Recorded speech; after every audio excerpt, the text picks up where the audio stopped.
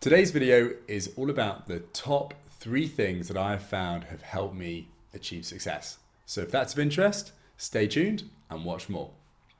Hi, my name is James Coursier and welcome to the Money Paradox podcast. Yes, we're going to go through the top 3 things that I have found have helped me get success. So I really want to share that with you because I found these are very powerful techniques and things that many years ago when I was starting on this journey, I would have never have thought some are counterintuitive, some are kind of strange and a bit quirky and not necessarily the common things that you hear of on your top 10 traits of successful people or top 10 things to do to achieve success. So hopefully you find this video helpful and it helps you achieve success too. So the first one is all about process versus event. If you think about it, when most people try to sell you something or sell you a particular way of achieving success, it is usually event focused. So just buy this course and you will achieve success. Just take this pill and you will achieve success. I think deep down human psychology craves this idea that we can flick a switch or pay somebody some money and we can get success, right? It's just as simple as that. There's just this little trick or hack that we can do or learn and then success magically appears in our life. I think the reality of that is it just doesn't exist. Maybe there's, small little hacks, little shortcuts we can learn, but they're usually small. They don't really manifest in a big way. And if you think about it in your own life, think about the things you are truly successful in. And then think, how did you become successful in those areas? So think of an example right now, whatever it is. Maybe it's your job right now that you've been doing for a number of years. Maybe it's something you're really great at in terms of your relationships with your family, your friends, your partner. Think how you became successful in that. Well, it wasn't that you went on some event, bought some pill, learned some quirky technique. How did you do it? You did it through a process. And that process probably took you a long time to do. And that's just because that is how we become successful in something. There's that famous view of mastery takes 10,000 hours to do. Now, I'm not saying you need to go out and master every area, but if something's really important to you, a particular career or a particular passion of yours, if you truly want to be successful in it, then you need to put in the work. You need to put in the effort and focus over a protracted period of time. So I think whenever your brain switches on to this idea of a particular event, always almost be mindful of that. Notice when it happens and just remember that is probably not the most effective way to do it. And it also will help you with avoiding a lot of these get rich quick schemes, a lot of these things that try to take your attention, take your money, take your time, when in reality they're probably not going to be the most helpful way. The most helpful way is just getting on and learning the process, doing it day in, day out, week in, week out, until you improve to the place where you want to get to. Take these videos, for example, right? When I started this, I sucked. And I probably still do suck. I suck a little bit less. I don't know whether you'd agree with that. But, I think, hopefully, I'm improving over time.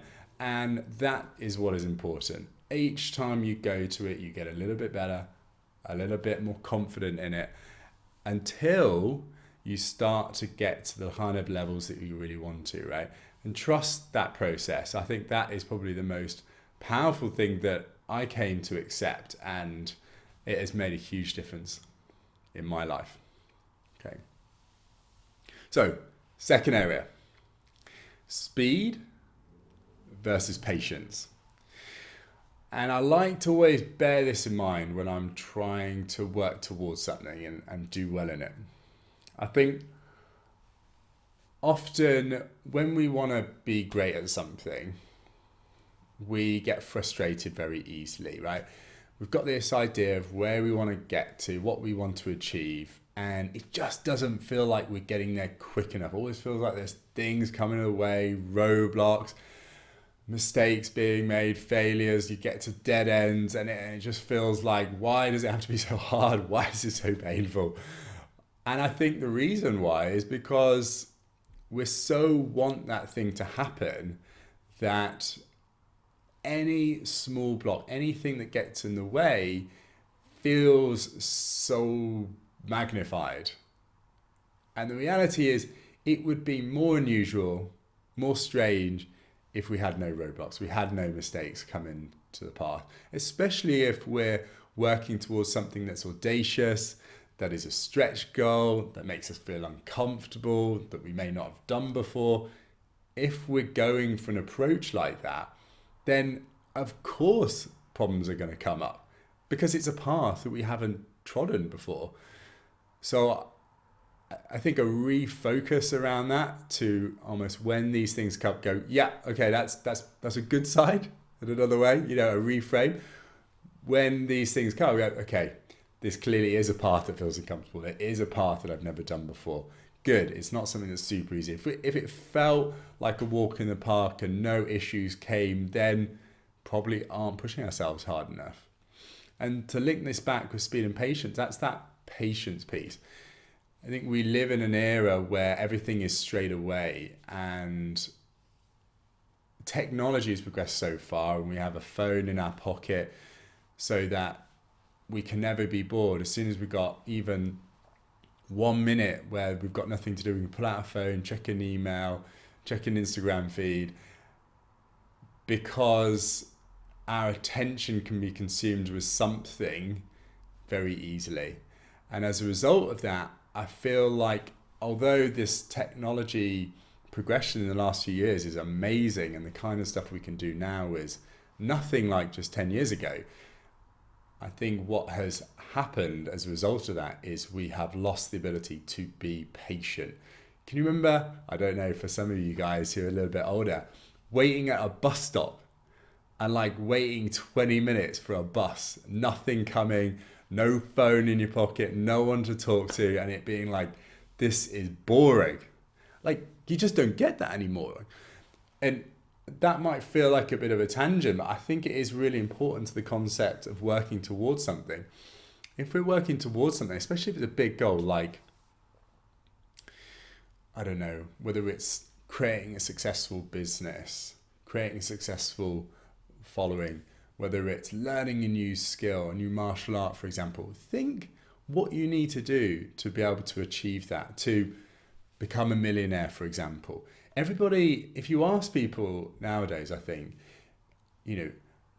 what are your goals? And they say, I don't know, I want £10,000 a month coming in each month without having to work. Okay, great. That's an audacious goal. Massive respect for having a stretch goal like that. And then you ask them, how long do you want it to take to get there? I want to do it in a year. Cool. I mean, if you can do it in a year, amazing. And you've got a clear path and a clear strategy to get there, and you're already making a strong progress towards it, awesome. I'm fully supportive. But if you really ask yourself honestly, can you really do that in a year? Do you have a clear plan? Do you have a clear strategy of getting there? And if it's no, then is that really a sensible approach? Now, that's not me trying to limit you. That's me trying to say you need patience. We want everything tomorrow. And the reality is these big visionary type goals that we want to achieve take time. It's often said, and there's many studies done on it, that we overestimate what we can do in a short period of time, and we underestimate what we can do in a long period of time. So if you take a kind of goal like 6 months, a year, then we always want to kind of completely change our world within that period of time. But if you were to say, well, what can I achieve in 5 years, 10 years, and you thought about that, often those goals, those things that you think you can do in that kind of period of time is actually way lower than you really can. And that's because the difference between 1 year and 5 years is huge, number one. And two, it's exponential. It compounds in that every year you've learned and you progressed, you're then progressing from that higher point, right? From a place of a higher awareness. So bear in mind there's a bit of a tail lag as well. When you learn something, at first you may not see results. It takes time to kick in, but when it does, it builds quickly. It's the same with money, right? I did a video specifically on that, on the power of compounding, so go check that out if you find that an interesting concept. So patience is super important. When you've got a goal that you're working towards, just accept it's going to take time and just roll with it. And just focus on what that next step is and what that next step is after that. And trust that if you keep pursuing it until you get there, you will get there. It may not be within a year. It might be 5 years. It may be 10 years. And if the concept of it taking longer puts you off, it means you don't want to pursue it, then maybe it's not the right goal for you. Maybe you want to be pursuing something else, or maybe you want to reset your reality on this. Coming on to speed, it's almost looking at it from a different perspective. So recognizing that something takes time and allow it to take time to get there. At the same time, act with speed. Every day, get up. What do you need to do today to move the needle? Every day, get up. How do I progress a little bit closer to my goal? That little bit closer.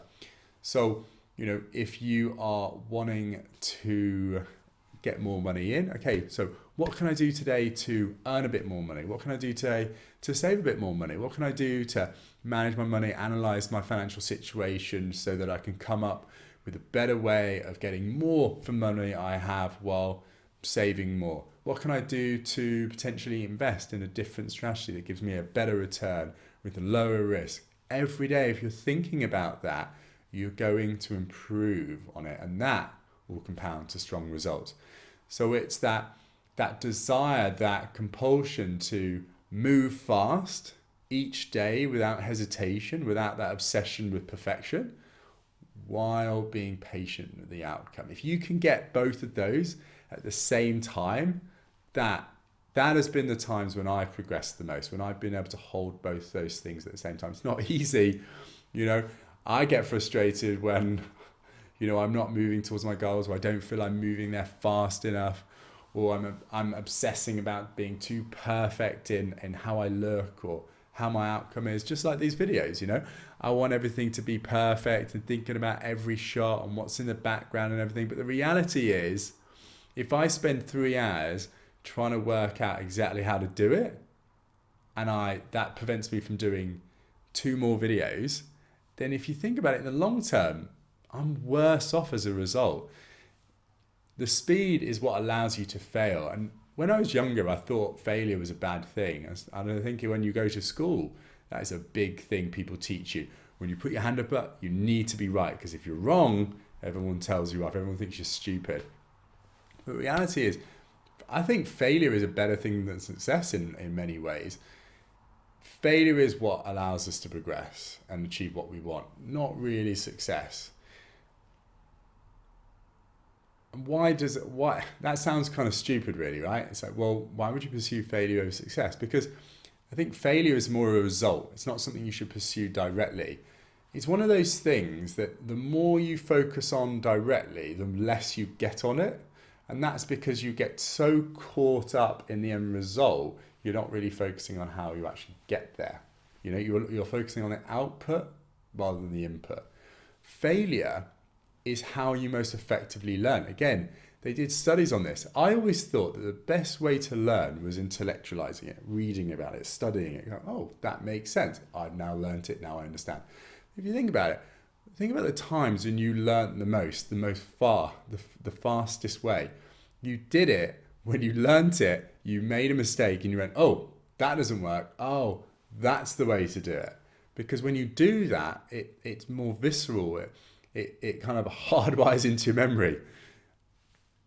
And the more times you just do it, the more times you just get out there, put yourself in an uncomfortable situation and try, every time you're doing that, you're getting a mind-body connection and working out what works and constantly finessing it until you get to a better outcome.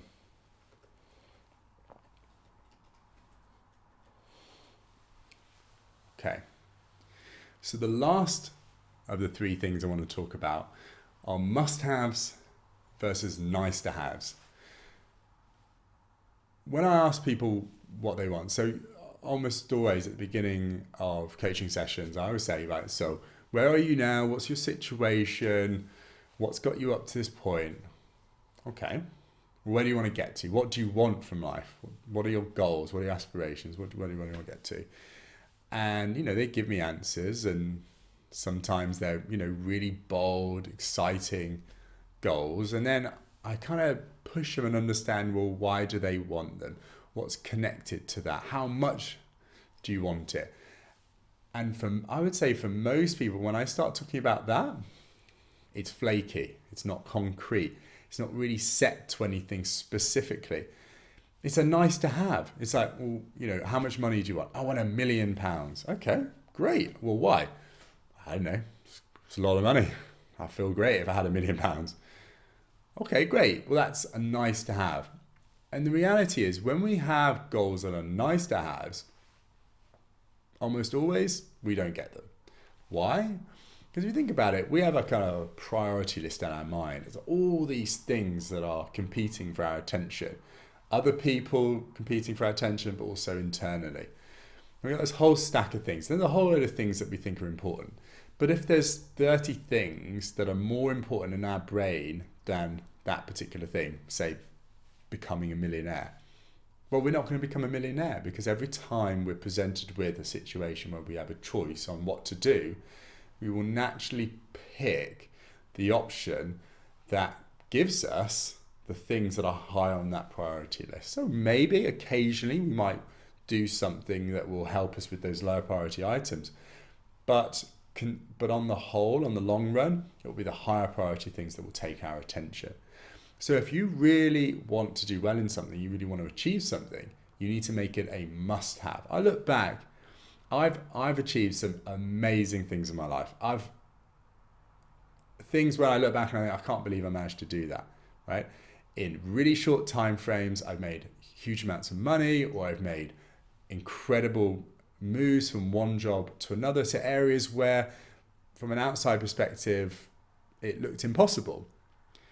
And I think about why I was able to achieve those things. It was because when that was going on, I'm like getting goosebumps now, because I'm thinking about those past situations, and they were like a non-negotiable. They were a must-have. It was like, I needed to do this. It wasn't a matter of whether I was going to be able to do it. It was a matter of when. It was just, what do I need to do today, tomorrow, the next day to get this particular outcome? And there was no view in my mind other than getting it. So everything, kind of all my whole concentration, my whole focus, my whole body got very resourceful to getting it. And that is what is so powerful about the brain, right? And think about your own life. Think about those things that you've managed to be able to do in your life that you are so impressed with. If I said to you right now, what's the biggest thing you're most proud of achieving in your life? The biggest thing that you're really impressed with that you were able to do. Think about it. And then think, was that a must-have? Was that like a non-negotiable? Was that like, I need to do this? It's just a matter of how long it's going to take rather than whether I do it. And for most people, that's the case. And the reason is because that's how the mind works. We prioritize. And if that just sits at the number one priority every day of your life until you get it, you're going to get it. Okay. So to summarize, we've got 3 key areas that I found have been very powerful for me being able to get success in my life. And I'm not perfect. There's areas that I haven't achieved yet, that I haven't got success in, where I would like to get success. But if I really ask myself honestly, it's because I didn't do these 3 things as part of those. I didn't really prioritize it. It was just a nice to have.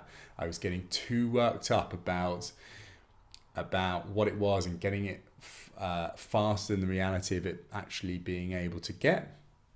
And I just wanted some hack, some easy way of getting there, rather than recognizing that it had to be a process and it had to take time. So in summary, focus on the process rather than the event. Focus on the process of getting there rather than some magic event of being able to achieve it. Secondly, combine speed and patience in how you get there. Work fast every day to get what you want, but at the same time, be patient with how long it's going to take to get there. And lastly, make it a must-have. Make it a non-negotiable. Make sure that whatever it is that you want to get, you will get there, and it's just a matter of time. If you can combine those three things, I am sure you will get success in the areas that you want in your life too. All right, thanks very much. I hope you enjoyed this video, and if you did, please do like, share, and comment. Share it with those that you think would really benefit from this video. Comment, let me know what you thought. If there's any other topics you'd like me to cover more in this detail, maybe other areas, please do let me know. Be more than happy to cover those off in future videos, because I want to make sure these videos are as relevant to you guys watching it as possible. And then lastly, please do like it, subscribe. That will make sure you get to see those future videos, and it will help me share this content with more people too. All right, I hope you have a great week, and I'll see you soon. Bye-bye.